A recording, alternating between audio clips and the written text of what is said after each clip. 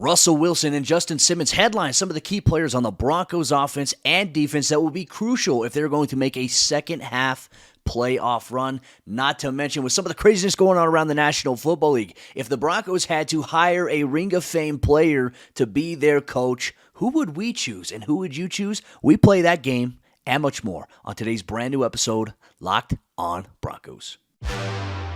You are Locked On Broncos, your daily Denver Broncos podcast. Part of the Locked On Podcast Network. Your team every day. What's up, Broncos country? Welcome into a brand new episode, Locked On Broncos, your daily Denver Broncos podcast, part of the Locked On Podcast Network, your team every day. Thank you so much to everybody in Broncos country for tuning in and listening to Locked On Broncos on your favorite audio podcasting platform, or whether you're watching on YouTube. Thank you for making Locked On Broncos your first listen of the day every single day. Don't forget to do us a favor, hit that subscribe or that follow button down below so you never miss out on a day's worth of Denver Broncos news, content, coverage, and more every single day, all year long. From the South Stands to the end zone, I'm your host, as always, Cody, Roark, Broncos reporter for Mile High Sports, joined alongside, as always, by my good friend and my co-host, Sayre Bedinger, site expert, predominantlyorange.com. Sayre, the Broncos are preparing for the Tennessee Titans here this week. Obviously, a tough matchup in Nashville. Be boots on the ground for that one. But when we look at this 9-game stretch and just the variety of opponents the Broncos will play, they're going to need contributions from everybody. And that's something that Justin Simmons told me yesterday when I asked him a question about what his message is to the players about the second half stretch. He says it's going to take every single person. Let's start off on the offensive side of the ball, though. If the Broncos are going to make a second half run and a second half push, who are some of the players that they need the most on the offensive side of the ball? Well, Cody, I think it has to start with Russell Wilson, right? I mean, I think that's the obvious one. Those of you listening or watching, let us know in the comments who you think, because, man, I think obviously we all start with number 3 in this particular instance and situation. It's got to be Russell Wilson to be the catalyst for everything. Look, he's the $245 million man, $161 million guaranteed, Mr. Unlimited. Let's ride. We know Russell Wilson is the guy that everybody's expecting big things from this season. The Broncos need him. They need him to carry this team. Not that he has to do everything by himself, but he has to be the one who is the catalyst for positive change here in the second half of the season. We started to see some good things in the last few games for the Broncos offense. Now we need to see it consistently. I think Russell Wilson is that dude. Cody, he needs to be the MVP here to start off the second half. And I think a big crucial role about that is getting everybody involved, right? And yesterday's episode of the show, you and I had talked about as well, getting guys like Jerry Jeudy, KJ Hamler, Greg Dulcich more involved. But it's also, this is where Courtland Sutton, I think for him, is the true wide receiver one. And I think he's established himself as wide receiver one on this team. He finished the first half of the season with some struggles, right? But I think they're going to need him to be a lot better in the second half of the season. I'll say this about Courtland. As a captain, this is a guy who's always accountable. Post-game, whether they win, whether they lose, he's always asked about, what could he have done better? And he says, I've got to go make these catches. He was very vocal about the Jets game. Brett Rippon gave me some good opportunities to go make the plays. I've made those plays before. I just didn't do it. I need to go make those plays. And also I'd say as a blocker, he's got to be a little bit more consistent in the run game. He's missed a couple of blocks, and that's become under the attention of Broncos country. He's also struggled with drops this season as well. He's the leading drop receiver on this team right now. So while everybody is fixated on, okay, the offense has struggled, I think that guys like Russell Wilson, it all starts with him, like you mentioned. But a guy like Courtland Sutton, finding his rhythm once again will help. But you have to avoid, if you're Russell Wilson, just locking on to Courtland Sutton as the primary guy. We've seen that in the first half of the season. If he can involve other guys like Jerry Jeudy, KJ Hamler, Greg Dulcich, heck, even Kendall Hinton in the passing game, alongside maybe even Alberto, as we were trying to figure out what his role will be in the second half, according to George Paton said. The Broncos are going to need him. Courtland Sutton is also going to be very crucial for this team as well if they're going to make a playoff run here with 9 games against some very, very tough opponents. Absolutely, Cody. And you hit the nail on the head there, because think back to Nathaniel Hackett's offenses with Aaron Rodgers over the last couple years. Davante Adams was the go-to target in that offense, but it didn't prevent other players from getting involved in a pretty substantial and significant way, right? I mean, Allen Lazard had 8 or 9 touchdowns last season. Robert Tonyan had like 11 touchdowns a couple seasons ago. Other guys like Marquez Valdez-Scantling getting involved and things like that. So it was the wealth was distributed pretty well. The running backs getting involved as well, despite the fact you have a clear go-to number one target, which is where I think Greg Dulcich can be an absolute key in the second half. If Courtland Sutton is that go-to guy, or he becomes that go-to guy, I think Greg Dulcich is somebody who's going to take a lot of pressure off everyone else, because what did we say after he was drafted, Cody? We want him to be the guy, kind of like Travis Kelce, that every team the Broncos play, they're so frustrated because they're like, why is Dulcich always wide open? You know what I'm saying? And that's what the Broncos need from him, because if you can frustrate a defense like that by constantly just being able to go to Dulcich in any situation, whether that's the vertical passing game, whether that's beating zone coverage, whether that's having him drag across the middle of the field against man coverage, I think Greg Dulcich can be a major factor in the Broncos offense being resurrected here in the second half. We saw a little evidence of that there in the last 3 games that he played, his first 3 NFL games. Now we need to see more of it going forward. You know, it's also crazy, too, because if Dulcich explodes in the second half of the season even more, I mean, he has a chance to break some Broncos rookie tight end receiving records. I mean, just the volume, too, right? Because on one drive, we saw him had 3 catches for 78 yards on one freaking drive for the Broncos, and you can see the special talent that he has there. I mean, for how big he is, like just watching him in person, Sayre, he's big, but man, he can move fast, and once he gets that ball in his hands, he's great in space, to the point, as we mentioned, Travis Kelce. Not saying that we're comparing him to Kelce, but he can attack zone defenses, find the soft spot. He can beat man coverage in certain instances, but it is also on Russell Wilson to see him, because there's been several times in the middle of the field he's been wide open. Russ has not seen him on plays, which I feel like would have been massive for the Broncos. So that is something to keep an eye on here going forward. In Broncos country, we are eager to hear who are some offensive players that you feel like if the Broncos are going to go on a second half run and make a push for the playoffs outside of Russell Wilson, who are some players that you feel like will need to step up and have a massive, massive second half? Drop them in the YouTube comment section down below. Or if you're listening on your favorite audio podcasting platform, tweet us on Twitter at Cody Roark NFL, at Sayre Bedinger, at Locked On Broncos. But Broncos country coming up here in just a moment. One thing that we're going to do, we're going to dive into the defensive side of the ball. Which Broncos players are going to be crucial for a strong second half playoff push? If that's the case, sitting here at 3-5, they'll have to run the table for the next 9 games. We'll dive into that coming up here in just a moment. But before we do that, let me tell you about Simply Safe, the sponsor of today's episode, Locked On Broncos. And if you've thought about securing your home with home security but have been putting it off, you'll want to listen up. Right now, Locked On Broncos listeners can get the #1 rated Simply Safe home security system for 50% off. This is their biggest offer of the year, and you won't want to miss it. And here's why I love it. Simply Safe was named the best home security system of 2022 by U.S. News and World Report, a 3rd year in a row. In an emergency, 24/7 professional monitoring agents use Fast Protect technology exclusively from Simply Safe to capture critical evidence and verify the threat is real, so you can get priority police dispatch. Simply Safe is whole home security with advanced sensors for every room, window, and door, HD security cameras for inside and out, smarter ways to detect motion that alert you when only a threat is real, and even hazard sensors that detect fires, floods, and other threats to your home. 24/7 professional monitoring service costs less than $1 a day, less than half the price of ADT's traditional professionally installed system. With the top-rated Simply Safe app, stay in complete control of your system anytime, anywhere, arm or disarm, unlock for a guest, access your cameras, or adjust your settings. Don't miss your chance to save big on the only security system that I recommend. Get 50% off any new Simply Safe system at simplysafe.com/LockedOnNFL today. This is their biggest discount of the year, so don't wait. That's simplysafe.com/LockedOnNFL. There's no safe like Simply Safe.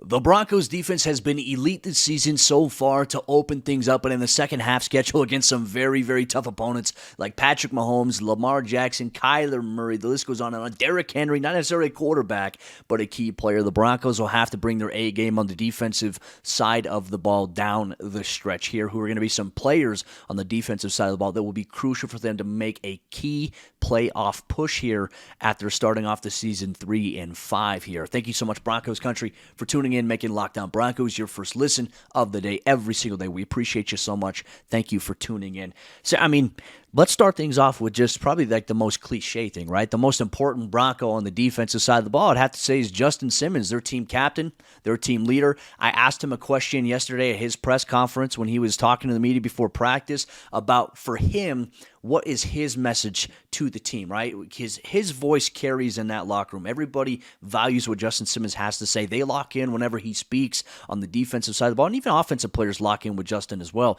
But the question is what is his message? And he responded, he said, before the season, we told everybody at some point, everybody's going to have to contribute in some way, shape, or form, whether you're a rookie, whether you're an undrafted guy, whether you're a starter, whether you're a backup guy. And he said so far that has played out in its own right. That's how the NFL works. And he said it's going to take every single person to kind of look at themselves and say, what can I do to help the team win? And Justin wants to win more than anybody. I mean, he said, he even said, even though the defense is playing well, he said, we're obviously not playing well enough, because if that was the case, we'd win. So he's shouldering a lot of load here, but the Broncos obviously benefited them. I think his interception against the Jaguars really kind of saved the season in a sense, because I think that if you lose to Jacksonville, okay, season realistically is written off. There's a small chance they can make a run, right? And I think the optics of it, sitting at 3-5, is okay. Well, hey, Denver's not going to be a playoff team this year. They don't have a chance to make it, but as we've seen in the NFL, anything is possible. And if they go on a run and string together 3 straight wins, which is possible, I mean, the conversation changes entirely for this Broncos team. And it all starts with Justin Simmons, who I think is probably going to be the most crucial player on the back end of the defense if they are going to make a strong playoff push. He is, Cody, and you hit the nail on the head. If these guys can find a way to continue winning games, it puts the ball in, everybody else's court to have to win those games, because realistically, right now, if the Broncos win this coming weekend and the Chargers lose to the 49ers, they're 7-point dogs. I mean, Cody, they're 1 game out of that 7th seed in the AFC. We got to remember, too, there's 7 playoff spots available. So we're not out of anything yet. Justin Simmons talked about it. You mentioned it. I mean, they're sick of talking about how close they are, as a team, and really taking that mantle upon himself. And I love that. And I think that we need to see the same type of thing from Patrick Surtain, another key player in the second half. And I think that's just as obvious as saying, Russell Wilson on the other side. But Pat Surtain has really been the Broncos' best player on defense this season. And I don't know how you'd necessarily do this. Ejiro Evero has experience with Jalen Ramsey in Los Angeles, trying to figure out ways to bait teams into throwing the ball at him, because really that's going to help you create turnovers. It's going to force teams to make bad decisions. I don't know if that's always necessarily just throwing him on the team's best receiver. And if that is the case, that's the most helpful thing. Continue doing that. But really, they've got to find ways to get teams to throw it at him at least a couple of times a game, because I don't know how you necessarily do that. I don't think you can just force teams to do that, Cody, but it's going to be on Patrick Surtain to really come up with some big difference-making plays. He's done his part to this point by essentially shutting down a side of the field. I remember watching Champ Bailey do that back in 2005, 2006, when he was at really his best with the Denver Broncos. Pat Surtain is right up there in terms of shutting down a side of the field. So he's got to be a huge key to this defensive success in the second half, and really allowing the Broncos to force more turnovers as a unit, whether he has to go in there and punch the ball out, whether they find ways to bait teams into throwing at him. I don't know how they'll do that, but some way, some shape, some form, they've got to get PS2. Do you throw him at receiver, Cody? I'm just throwing ideas out here how to get the ball in this guy's hands. But man, Patrick Surtain, you want to see him obviously making plays on the ball, and that's what he does best. So however the Broncos can find a way to do that, maybe Ejiro Evero can, we'll see in the second half of the season. I'll even throw a little bit of an honorable mention out there as well, kind of opposite to Surtain, right? Because if he's not getting targeted, if teams are looking away from him, especially there's going to have quarterbacks like Kyler Murray, Justin Herbert once again.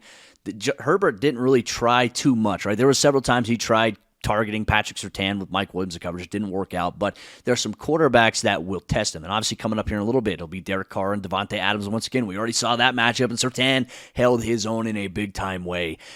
For me, it's going to be Damari Mathis. I think realistically for him, I think this puts him in a position now. Can he make plays on the football? Can he get interceptions and takeaways? Can he get some, passes defense there? And can he get his head turned around in certain phases, right? Because the 4 pass interference calls, I think in some Broncos Broncos fans' heads, it still lives there. It's kind of like nightmare fuel for them when they think about Damari Mathis. But the reality is I think Damari's played really good football outside of those 4 pass interference calls, which, maybe you could say two or three of them were, kind of subjective. Like, hey, did they really have to throw that? Because we're seeing Sauce Gardner get away with certain things. I'm like, man, if that's Damari Mathis, they're throwing a flag every single time. But apparently, I guess, officials are lost in the sauce when it comes to that. But Damari's an honorable mention, but I'll throw it to the edge rusher position, right? Because no Bradley Chubb anymore on this Broncos team. Justin Simmons said it firmly. Even though that Bradley Chubb is gone, it's up to the defense now to maintain that same level of play. He says, not just me, it's everybody on the defense, and that includes the new guys that are stepping in, Jacob Martin, other guys, even Jonathan Kongbo on the practice squad, but primarily, let's take a look here at Baron Browning. I think he's going to be so crucial going forward because I think he has a chance, while he's shown us how good he is as an edge rusher, he can really solidify that, hey, George Paton, you trading away Bradley Chubb was a great move, and because you guys moved him to this position, this shows that you have trust within Broncos country. Fans can trust exactly what you're looking at and why you make the decisions that you make. Right, and that's why it's so important for the guys that we mentioned on offense to get hot in the second half, because that allows your guys like Baron Browning to pin their ears back and play against the pass. Because if you got an early lead, obviously the other team's going to have to throw the ball, and that's where Baron Browning is going to excel. I mean, he gets to the quarterback as quick as pretty much anybody that you'll see in the NFL right now in terms of the fastest to the ball, right? He can get there in less than 2.5 seconds. He's just crazy fast off the snap. That'll get him in trouble a few times here or there. Him and Draymond Jones, they're quick off the ball, sometimes a little too quick, but you'll take those mistakes as long as you're getting game-changing plays down the stretch in terms of his pass rush. So the Broncos need him especially after trading Bradley Chubb, need him to emerge as a force off the edge here in the second half of the season. Hopefully he's going to be healthy enough to be able to practice this week and play against the Titans. But big picture here, I think Baron Browning over the course of the second half, he's got to establish himself as maybe even Cody, this may be a hot take, but maybe even over Randy Gregory as the number 1 edge rusher on this Denver Broncos roster, really just solidifying, okay, I am a building block. You traded away a building block. I'm going to be the one to replace that building block on this roster and be that guy that you can rely on late in games, the closer. We could call him even the wild thing if somebody wants to do that for all the major league fans out there. I want to see Baron Browning establish himself as the wild thing, the closer for this Denver Broncos defense as the second half of the season goes along. I think that would be a very fun thing to see. Now, how much of that's going to happen against the Tennessee Titans if he plays against Tennessee, but considering how their style of offense is, I don't think there's going to be much of a passing emphasis by them. Depends if Ryan Tannehill will play or if it's Malik Willis at QB. We'll dive into the discussion with our good friend Tyler Rowland of the Locked On Titans podcast for Thursday's crossover episode. You'll get that here, Locked On Broncos. But Broncos country coming up here in just a moment. Sayre and I, we're going to play a little bit of a game. We want you to get involved as well as you were listening. The Indianapolis Colts have made some very interesting moves as of late. They had a couple of former head coaches on their staff, but they went with a Ring of Fame player who has no head coaching experience outside of high school football. They hired Jeff Saturday to be their interim coach for the rest of the season. So we're going to play a fun game. If the Broncos had to step out and they had to hire a Ring of Fame player to be the coach of their team in an interim status, who would it be and why? We'll play that game and we'll share our thoughts coming up here in just a moment. But before we do that, let me tell you about Blue Nile, the sponsor of today's episode, Locked On Broncos. And whether you're looking to pop the question, you have a milestone to celebrate, or you want to let your love sparkle, Blue Nile can help make your celebrations even more memorable. As the original online jeweler, Blue Nile offers the largest selection of independently graded diamonds and pieces priced significantly below traditional retailers. Blue Nile has helped millions of couples create their perfect engagement ring, and their easy online tools let you choose the diamond shape, the size, and clarity, as well as the setting style. And Blue Nile's bench jewelers will then help you handcraft her perfect, one-of-a-kind engagement ring. Looking for a piece of fine jewelry to commemorate a special milestone, but still having trouble choosing? Blue Nile has jewelry experts on hand 24/7, available via phone or chat to help you find a memorable gift at every budget. You can shop stress-free at Blue Nile with... You can shop stress-free with Blue Nile's 100% satisfaction guarantee. All Blue Nile orders are insured and shipped for free in discreet packaging. They also offer overnight shipping if you are in a rush. Make your moment sparkle with Blue Nile. Go to BlueNile.com. Use code LOCKEDON to save $50 on your purchase of $500 or more. That's BlueNile.com. Code LOCKEDON to save $50 on your purchase of $500 or more. BlueNile.com. Code LOCKEDON. If the Broncos had to hire a Ring of Fame player to coach their team as an interim coach, who would it be and why? Thank you so much, Broncos Country, for tuning in to today's episode of Locked On Broncos on your favorite audio podcasting platform or whether you watch on YouTube. We appreciate you so much for making Locked On Broncos your first listen of the day. Sayre, the Indianapolis Colts shook up the NFL world, and I don't know. I mean, if you're a Colts fan, somehow listen to the show, make sure you check out the Locked On Colts podcast. The press conference by Jim Irsay and Chris Ballard in Indianapolis was very, very weird. But what was even weirder was that they named Jeff Saturday as their interim head coach.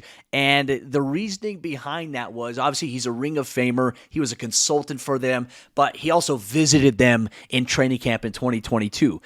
Don't forget, I mean, there's Gus Bradley on their staff, John Fox, former head coaches. They passed those guys up for Jeff Saturday, whose only coaching experience was being a head coach in high school. And that was 2020. That was like a few years ago. So at this point in time, the whole world is like, what are the Colts doing? So let's play a fun game. If the Broncos were to hire a Ring of Fame player to come in and coach your team, and don't trust me, I said Ring of Fame player, right? Because Mike Shanahan's in the Ring of Fame. Everyone would say Mike Shanahan. That would be the clear answer if I did not mention just Ring of Famer. If I didn't mention player, everyone's like, oh, hey, get Shanny back into the mix of things here in Denver. As a player, though, there's some interesting prospects here. And I've seen some interesting ones as well, Sayre. But, like, if you had to choose one, who would be an interesting one that you'd throw out there as the coach? Cody, I think we got to start with somebody like, Steve Atwater, who's been around the team for a really long time.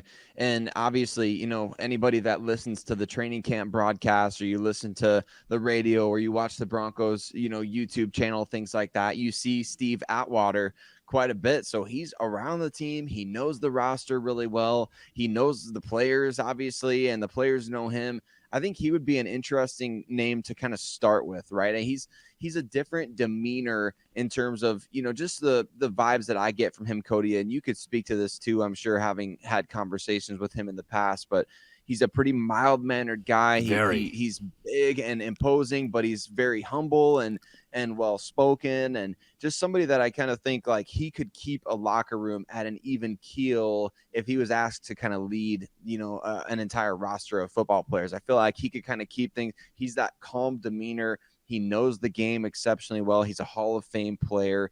He's certainly somebody that would be interesting. Maybe kind of like in terms of personality wise, I maybe compare him to like a Todd Bowles or something like that. You just wouldn't, I don't think you would see a ton of just like super high highs or super low lows from him in terms of his attitude or demeanor on the sideline. I feel like he'd kind of just be right in that pocket right there. So Steve Atwater, I think, Cody, he'd be on my list of like a top 3 for sure. Steve's a good dude. I have a chance to talk with him almost every day in Del Valle. I enjoy his conversation. He's just level-headed on a lot of things too, which is great.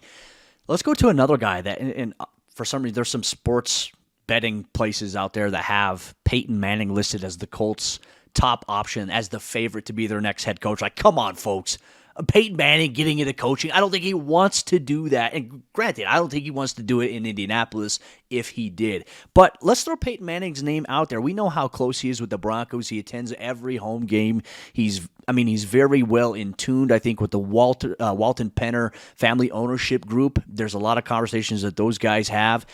For me, would it make sense for Peyton to do it? I feel like Peyton could do it, right? Because Peyton, essentially, when he was a player, was a coach. He coached and he ran the entire offense for Denver. And when Peyton spoke, everybody listened as if he was the coach. So is that something that would be ideal if the Broncos ever did that? I'm not sure. I think a lot of it would be dependent upon whether or not Peyton would want to coach, but it certainly would be very interesting from an optics standpoint. And then there's another name out there too. He's a Hall of Famer for the Broncos. He's also an interesting candidate to throw out there.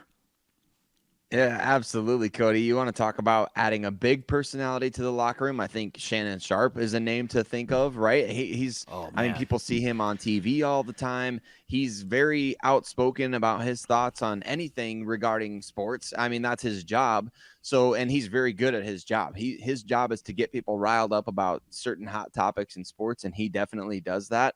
I could kind of view him as like, I compared Steve Atwater to maybe like a Todd Bowles, just an even keel. I could kind of compare Shannon Sharp, or I could see him being a lot like what we're seeing, on Deion Sanders with Jackson State, right? He's getting a lot of positive reviews in terms of his head coaching, abilities there and what he's been doing with that program. Just it's obviously very different. He's got a recruiting and things like that, but it's one of those things where I think we see Shannon Sharp working in television. He certainly sounds like he's got a lot of the right answers. When we hear him talking, like he's got all these different things that he would do differently or things that he would say, or, whatever the case may be, you kind of feel like Shannon Sharp and his big personality would at least be fun to watch on an NFL sideline, right? I mean, just he's that big, huge, hulking presence out there. Can you just imagine after somebody make a mistake or something like that to see Shannon Sharp just, cussing him out on the sideline? He's a different style of coach, right? Or he would be, in my opinion. But man, it's kind of fascinating to think through all this because, man, the Colts are doing something that's really never been done before. I think the most shocking thing that I can remember, even similar to this, is when like the Nets hired Jason Kidd right after he retired from playing back in 2013. It's a crazy thing to think about, but obviously experimental on their part in terms of they're throwing in the towel on this season big time. And they're really just saying, all right, since we're throwing in the towel anyway, let's go ahead and experiment with something. Let's see if this guy can come in. So if you're getting into an experimental phase, which the Broncos probably wouldn't be in, it would be interesting to see any one of these guys come in. But I'd be interested to know if anybody else has any other ideas in the comments as well, because I think these three, this would be my top three for sure, Cody. Absolutely. In Broncos country, with that said, make sure you send us who your top coaches would be, interim player, like Ring of Famers. That's how I should warm it. Ring of Fame players who could be interim coaches, who you would choose. Make sure you drop it. If you're watching on YouTube, drop it in the comment section. If you're listening on your favorite audio podcasting platform, be sure to tweet us on Twitter at Cody Roark NFL, at Sayre Bedinger, at Locked On Broncos. Broncos country, that'll wrap up today's episode. Locked On Broncos here on your favorite podcasting providers and on YouTube. We'll be back tomorrow with a brand new episode of the show, Crossover Thursday, with Tyler Rowland, host of the Locked On Titans podcast. We're going to preview this matchup. We're going to talk about the biggest story for each team, the key matchups to watch, and what the Broncos will need to do in order to win on the road against Tennessee. You'll get that on tomorrow's brand new episode, Locked On Broncos.